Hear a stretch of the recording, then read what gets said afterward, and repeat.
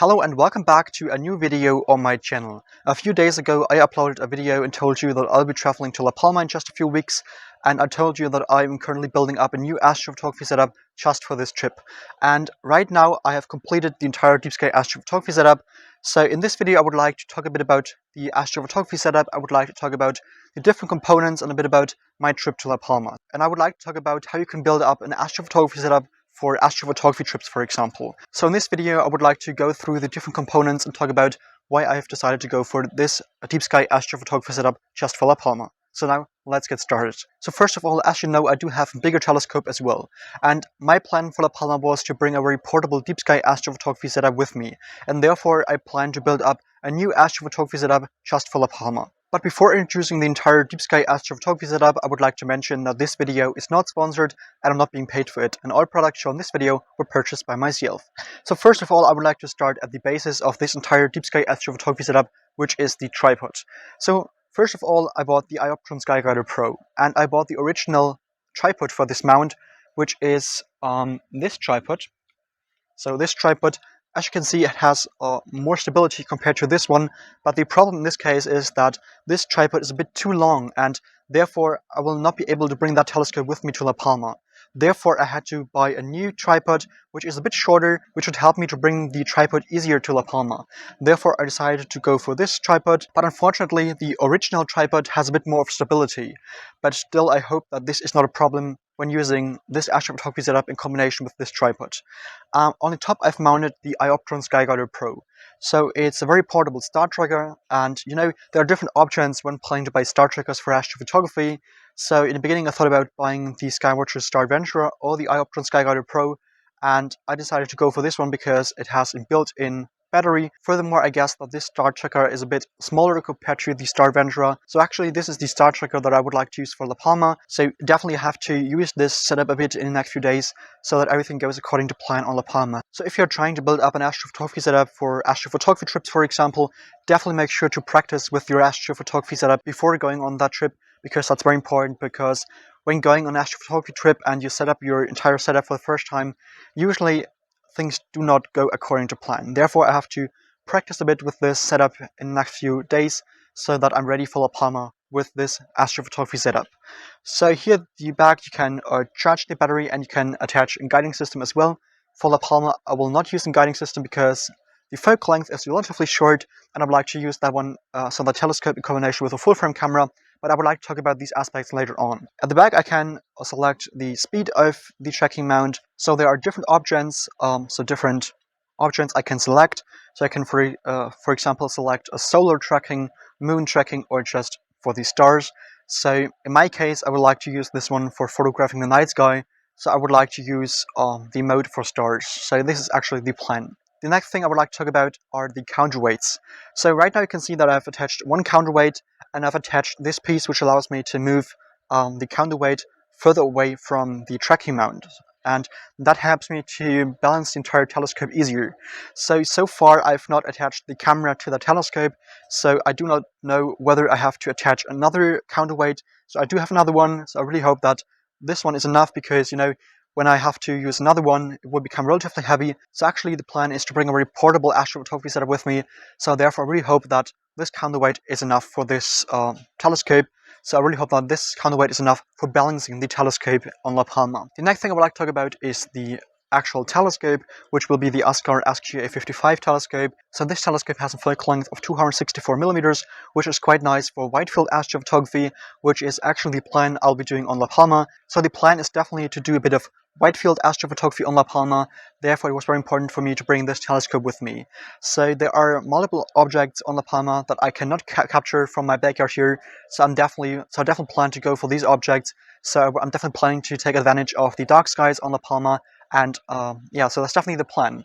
So this telescope is even suitable for full frame cameras, so I'm planning to use this telescope in combination with a full frame camera, which would help me to capture an even wider region of the night sky. This telescope even has a removable dew shield, so I can remove this piece right there, and which makes it a bit smaller, which makes it a very portable setup for astrophotography, you know, because it's a bit smaller, which is very important when planning to bring a telescope on astrophotography trips. Furthermore, I can rotate the entire telescope, so I can, First of all, I can rotate the entire telescope, and on the other hand, I can just rotate the camera here at the back, which is definitely quite helpful because on La Palma, I definitely plan to achieve the perfect framing of these objects. I definitely plan to go for these objects in the Milky Way region, so there are multiple objects that I cannot capture from here, as I have already mentioned.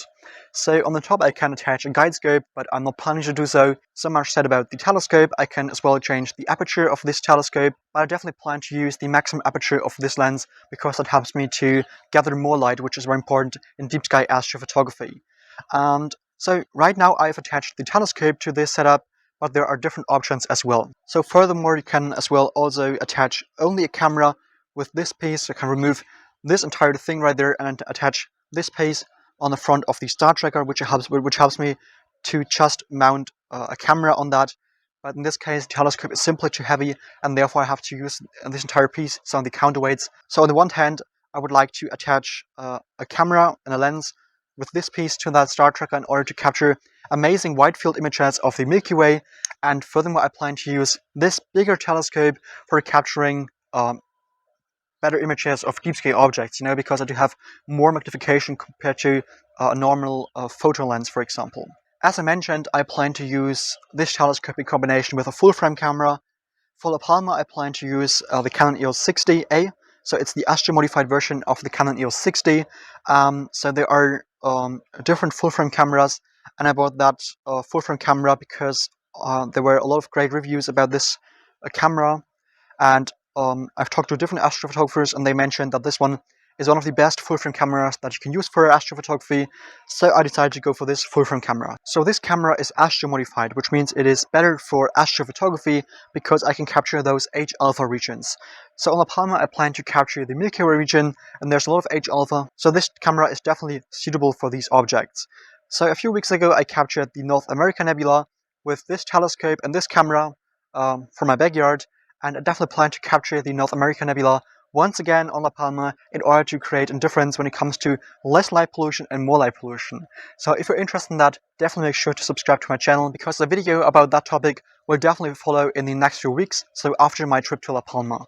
So now I would like to attach the camera the very first time to this telescope, and I really hope that this counterweight is enough. So I can move this counterweight even further away from the tracking mount, so I really hope that I can balance this telescope right now. So first of all, we have to remove this piece at the back, like that, and then I can directly attach the camera to that telescope. So in order to attach this camera to this telescope, I would like to use an adapter. So the adapter I'll be using is this adapter. So it's an M48 adapter to Canon EOS, which is basically the camera I'll be using. So I have to attach this adapter to the camera like this, and then I can already attach the camera to this telescope like this. So, I mean, usually it's easier to attach the adapter directly to the telescope, and then it's easier to attach the camera to that system, but it's also possible like this. So then I have to bring the camera in the right position, like this, and this is actually the astrophotography setup for La Palma. So let's take a closer look if we can balance the entire telescope. Okay, it's a bit too heavy, the telescope, so now we have to bring the counterweight a bit further away from the mount. So as you can see, it's moving a bit, so I really hope that this is not a problem on La Palma. So if it's windy, there might be problems, so I definitely have to plan a bit on La Palma. So when it's quite windy on La Palma, I definitely plan to go for the camera in combination with the lens. So a very wide field setup, because then it's not that challenging when it's windy, and when there's no wind, I would like to use this telescope in combination with this star tracker. So let's see whether we can balance the telescope right now. So let's take a closer look. So, okay, it's still a bit too heavy, the telescope. Oh, the counterweight is a bit too heavy right now. So I guess we have to move the counterweight a bit closer to the telescope. So that's definitely quite good, because I guess I only need one counterweight for La Palma. So let's take a closer look. And it looks better, but not that good already. So here we go. Now we are almost balanced. So it looks quite good, but not perfect. So now we have to move the counterweight a bit further away from the star tracker, and now it looks like the entire telescope is well balanced. So perfect. That looks quite good. So that's definitely very good for La Palma, which means I only need one counterweight for La Palma. That's great. So it looks like the telescope is now ready for La Palma. So, I mean, furthermore, I have to attach a remote shutter release cable to this entire setup, which helps me to control the camera. So I would like to capture multiple images in that night, and I plan to stack these images, and therefore I have to capture multiple images, and therefore I plan to use a remote shutter release cable. So, just to show you the entire star tracker in action, so I can just turn the star tracker on, and then I can, for example, click on this button right there, and as you can see, the telescope is moving. I guess it's a bit slow right now, but I really hope that you can see it.